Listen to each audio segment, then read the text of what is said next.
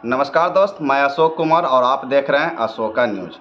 आज हमारे साथ हैं जदयू के वरिष्ठ कार्यकर्ता, प्रदेश उपाध्यक्ष जनता दल यू के अति पिछड़ा, जिनका नाम है रामचंद्र प्रसाद आर। ने आए हैं जो विगत 2 दिन पहले उपचुनाव बिहार में हुआ, जहां से एक सीट महागठबंधन को मिला और दूसरा सीट बीजेपी को। तो हम जानेंगे कि आखिर दोनों सीट बिहार में क्यों नहीं, क्योंकि पूरा राजनीतिक पार्टी 6 पार्टी से महागठबंधन बना है, फिर भी बीजेपी अकेले रहते हुए भी एक सीट जीतने में कामयाब रहे। तो हम इनसे बात करते हैं, इन पर क्या बोलते हैं, जो जदयू के अति पिछड़ा उपाध्यक्ष हैं, प्रदेश उपाध्यक्ष हैं, इनसे हम बात करते हैं। मेरा चैनल में आपका स्वागत है। तो सर, आप बताइए कि इसमें क्या हुआ, कैसे होना चाहिए था, जीत नहीं हुआ, इसमें आपका क्या कहना है? मैं स्वागत आपका भी करता हूं अशोक जी। और मैं सर्वप्रथम मैं बधाई देता हूं जो हमारे महागठबंधन से जीती हुई सम्मानित नीलम देवी हैं, उन्हें मैं इसके माध्यम से उनका मैं अभिनंदन करता हूं और अभिनंदन करता हूं इस चैनल को देखने वाले प्रत्येक व्यूअर को। आज आपका प्रश्न है जो विगत कल जिसका रिजल्ट हम लोगों ने देखा, महागठबंधन जो 2 उपचुनाव था, जो जिसमें एक सफलता हासिल किया हमारा महागठबंधन ने, और दूसरा जो पूर्व के जो विधायक थे उनकी पत्नी ने भाजपा के थी, उन्होंने जीत हासिल किया। मैं उनको भी अपनी तरफ से बधाई देता हूं। प्रश्न उठता है महागठबंधन दोनों इतनी मजबूत स्थिति में भी रहते हुए भी वो दोनों जगहों पर अपनी सफलता क्यों नहीं हासिल कर पाई, ये प्रश्न आपका है और ये हर जनता के सवाल है ये जी जो कि ये बात ये किसी के पल्ले नहीं उतर रहा है। तो लेकिन आप जानते भी हैं कि हमारे जो मुखिया हैं, हमारे जो नेता हैं, महागठबंधन के नेता आदरणीय मुख्यमंत्री श्री नीतीश कुमार जी ने, जिनका कहा हुआ है कि मैं इन उपचुनाव को उतना महत्व नहीं देता हूँ जितना कि मैं जो मेरा सामयिक चुनाव होता है, जो कि मेरा अपने सब समय पर होता है, इसको हम लोग एक सेमीफाइनल के ही तौर पर लेते हैं। और हमारे जो रुझान होता है वो इसके प्रति कहीं तो वास्तविकता से थोड़ा सा हम लोग हटे हुए होते हैं, क्योंकि यहाँ पर हम लोग बिल्कुल इंटैक्ट रहते हैं कि हम लोग जीतेंगे ही, और इसमें हमको कभी कभी धोखा भी होता है। तो जहाँ तक मोकामा का सवाल था, मैं आपको बात करूं कि मोकामा पूरी तरह 2 वर्गों में बटा हुआ था, एक सवर्ण का और एक अति पिछड़ा का। तो जो अति पिछड़ा का पूरी तरह जो हम लोग मानते हैं कि वोट हमारा जो इंटैक्ट है वो महागठबंधन के साथ था, इसमें थोड़ा सा बिखराव किया गया। उसका कारण जो भाजपा की तरफ से जो अपना एक स्ट्रेटजी थी, उस स्ट्रेटजी में वो उन्होंने बहुत अच्छा काम किया था। इस बात को हमको मानने में कोई गुरेज नहीं है। और अच्छा काम वो इसलिए था कि जो उनका जो एक प्रोजेक्टेड शंभू शरण पटेल जी ने अपने तरह अपने समाज के लोगों के लिए अच्छा काम किया। और इस महागठबंधन के चुनाव में ये देखा गया, ये अनुभव किया गया कि बहुत सारी जो वोट हमारे पास, जो हमारा जिसको हम वोट मानते थे, वो हमको खिसक गया था उस समय।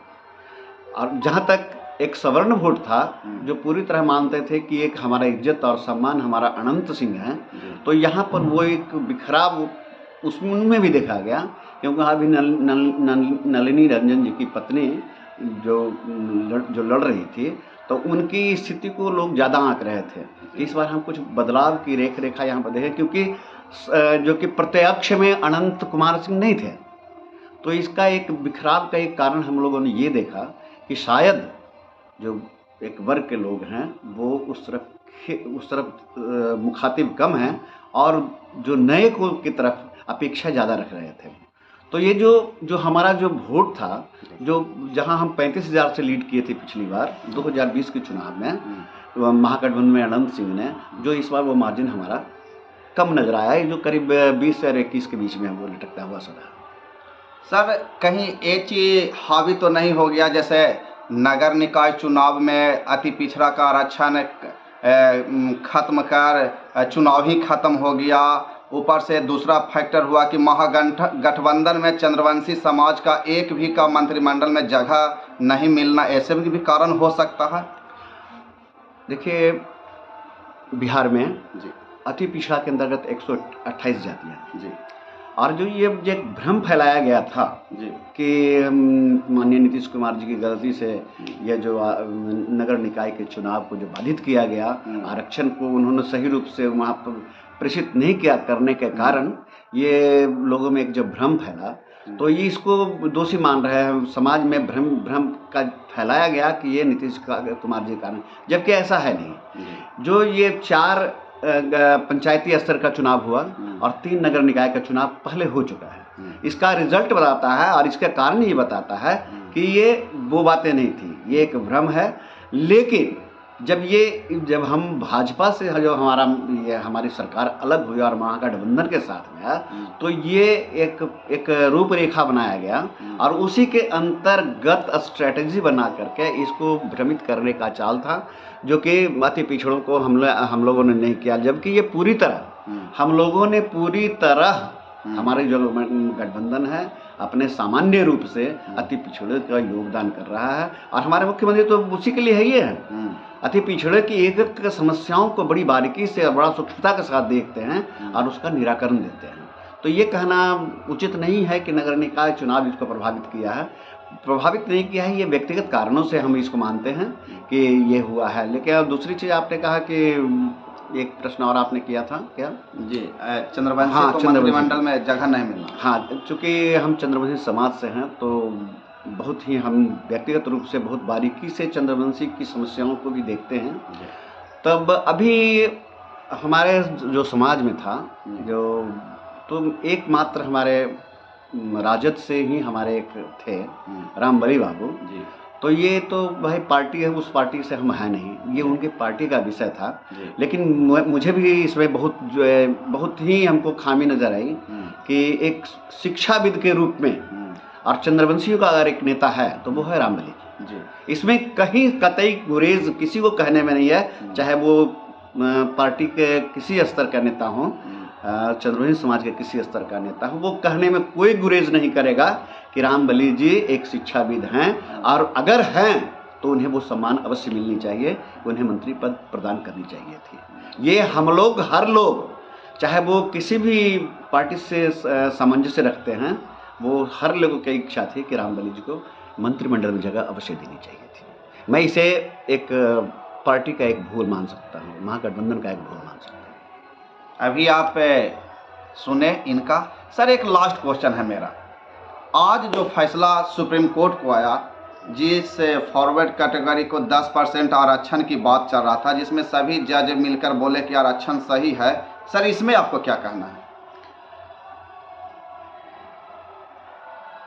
आरक्षण का प्रावधान जी 49.5% का है जी।